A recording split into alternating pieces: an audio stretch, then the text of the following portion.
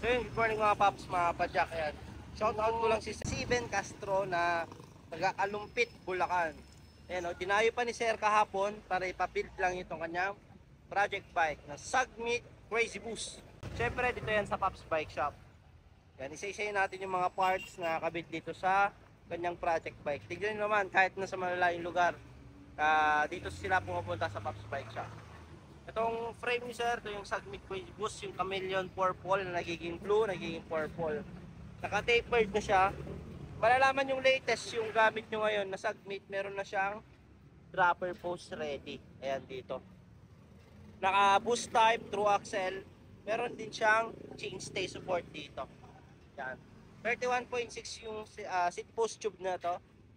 Sealed bearing Pops Pro 3 na headset. Tignan nyo naman yung top cap natin. Ang pogi oh. Tayo lang meron yan. Yan. Kakaiba yung design natin. Nabi system at ang gusto ni sir, mid-rise handlebar na weapon. Yan, na stealth black.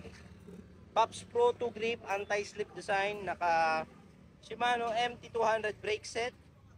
Q's na shifter, U6000 to ha. Yung mas mataas na model ng Q's. Pati dito sa RD natin, Q's U6000, malalaman yung U6000 meron siyang clutch. Ayan. Jore na sprocket. Ayan. Jore na chain.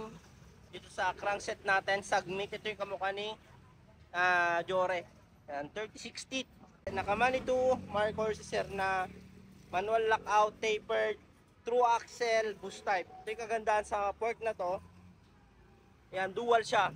Pwede siyang maging 27.5, pwede siyang maging 29. Yan o.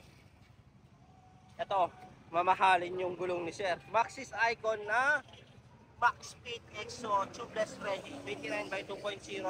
Pag naghanap kayo ng pang trail, pang kalsada, fast rolling tire, Icon, the best.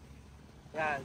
Naka Pops Pro to na rim, tubeless setup, Pops Pro na spoke, Pops Pro din na hubs. Ito yung version 6 natin. Yan. Naka Shimano rotors. Naka Pops Pro to na saddle. Napakalambot na to.